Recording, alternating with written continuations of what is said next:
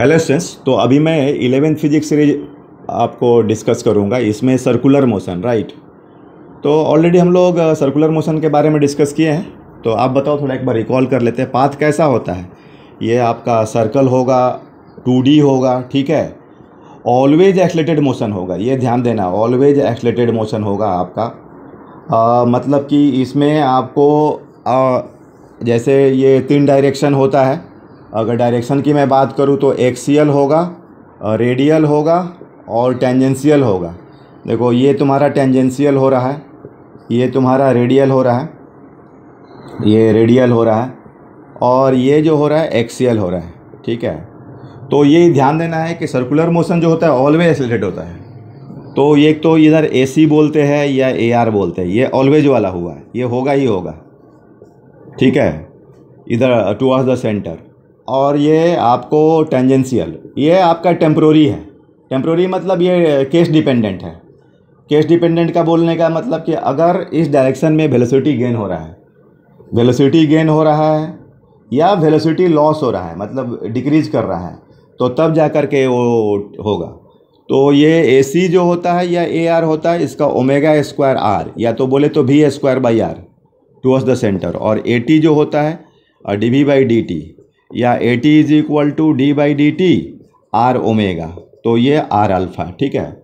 और एक्सियल मतलब इस डायरेक्शन में, तो ये तो 2D है ना, तो 2D होगा, तो ये तो एक्सियल में तो कोई डायरेक्ट एक्सेलेरेशन नहीं होगा। ए एक्सियल क्या होगा आपका? 0 होगा, ठीक है ना। इस डायरेक्शन में कोई एक्सेलेरेशन नहीं है। ये कभी कभी बच्चे इसमें कंफ्यूज करते हैं, ध्यान देना मैं क्या बात बोलने वाला हूँ। उनको लगता है कि अल्फ़ा जो है एक्सियल है। एक्चुअली अल्फ़ा देखा जाए तो एक्सियल वेक्टर, लेकिन सेंस समझना है। वो केवल हम लोग ऐसा देखो, अब ये जैसे अल्फ़ा है, तो एक्चुअली ये तो ऐसा रियल डायरेक्शन बोले जाए तो ये तो क्लॉकवाइज या तो एंटी क्लॉकवाइज है ना। ये थोड़े कि इधर भाग रहे, तो हमने बोलने के लिए फिजिक्स में के कैप बोलते हैं, लेकिन एक्चुअली रियल तो क्लॉकवाइज एंटी क्लॉकवाइज है। ऐसे भी देखो आप, AT = क्या होता है? dV/dt। तो ये तुम्हारा R/d⍵/dt, तो ये R अल्फ़ा, ठीक है ना। तो एक्चुअली देखा जाए तो इससे कम भी से, R तो रेडियस है, तो टेंजेंशियल ही बन रहा है। तो एक्चुअली रियल देखा जाए तो ये आपका R अल्फ़ा क्या है आपका, एक्चुअली उसका इफेक्ट AT की तरफ जा रहा है ना। तो ऐसा नहीं कि इसको अल्फ़ा है तो क्लॉकवाइज बोलेंगे, अगर इधर नहीं एक्सलेट कर रहा है, जो भी एक्सलेट करेगा इधर, ठीक है। तो ये समझना है, इस सर्कुलर मोशन में is always accelerated motion, always accelerated motion.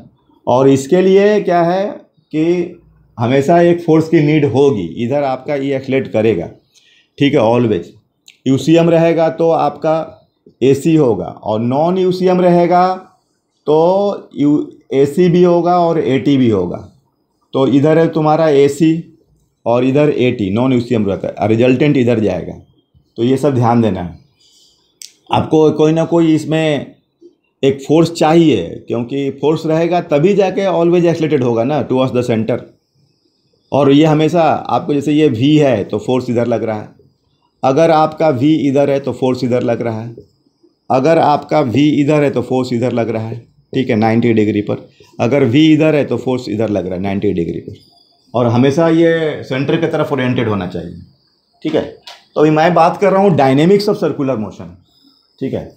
क्या बात कर रहा हूँ मैं? डायनेमिक्स ऑफ सर्कुलर मोशन, ठीक है।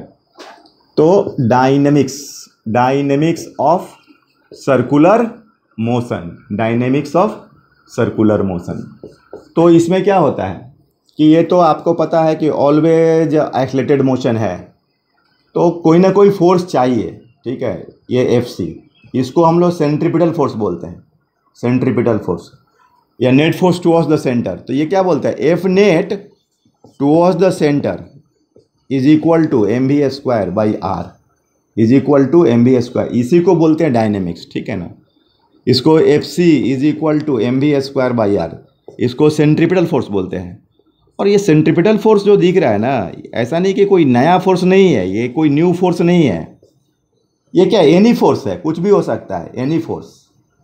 जैसे अब मान लो कि ये तुम्हारा स्टोन है और तुम यहाँ से इसको पकड़ करके हाथ से घुमा, तो टेंशन, तो ये एनी फोर्स हुआ ना, ये एनी फोर्स। तो यही तो आपका इसको घुमा रहा है, यही FC कहलाएगा।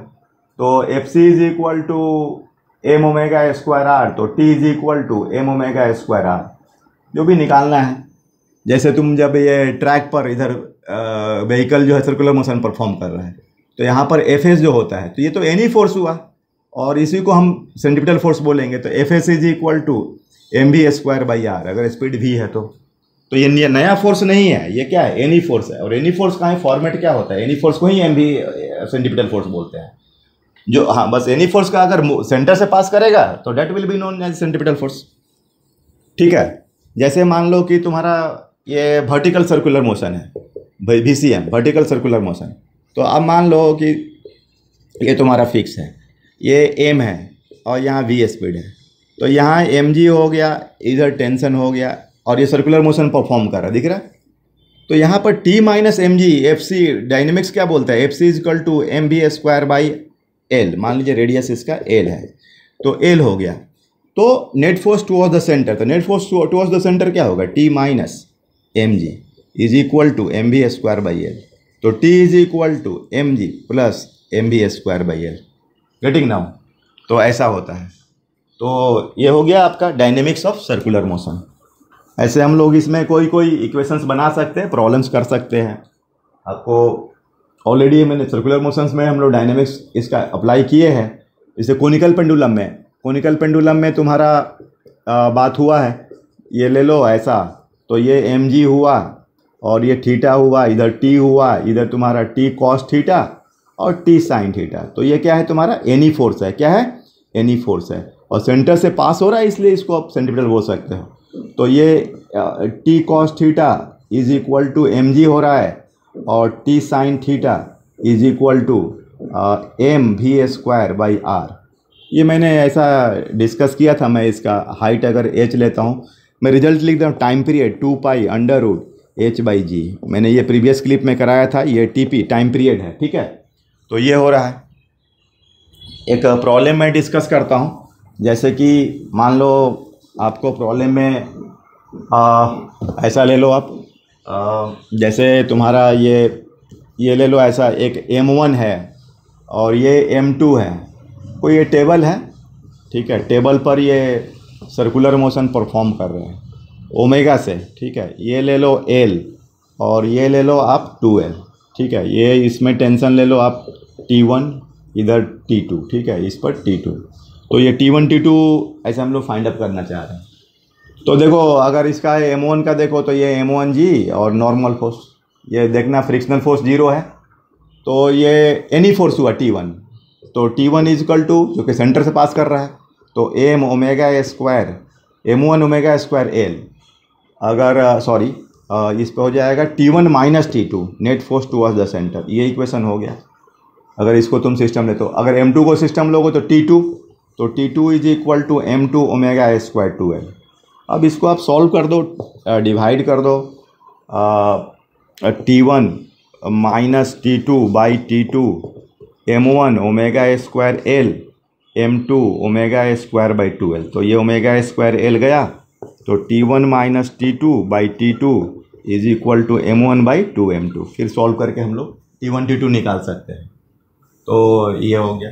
ठीक है, और दूसरी बात है कि अगर मान लो ऑलरेडी हम लोग सूडो फोर्स के बारे में जानते हैं, तो सूडो फोर्स में अभी हम लोग लिफ्ट वगैरह का डिस्कस किए थे कि अगर लिफ्ट एक्सीलरेट कर रहा है, उसमें कोई ऑब्जेक्ट है, अगर कोई रोटेटिंग फ्रेम है, जैसे कि मान लो कि टेबल है और ऑलरेडी इसमें घूम रहा है ओमेगा से, और यहाँ पर कोई ब्लॉक है, ये एम है, ठीक है ना, ये यहाँ पर एल है और ये चिपक करके इसमें घूम रहा है, ये एफ इज नॉट 0, ठीक है ना, ये चिपक के घूम रहा है।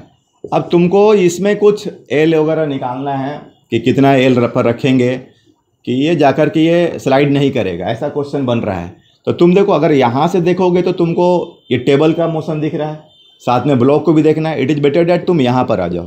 तो जब यहाँ पर आओगे तो तुम इस पर mg तो लगाओगे, नॉर्मल फोर्स लगाओगे, ठीक है। ये आप ये देखो, चूँकि ये टेबल जो है सर्कुलर मोशन परफॉर्म कर रहा है, तो ये ऑलवेज एक्सलेटेड मोशन है towards the centre. Omega constant है, 80 तो 0 है, ये यूनिफॉर्मली एक्सलेट कर रहा है।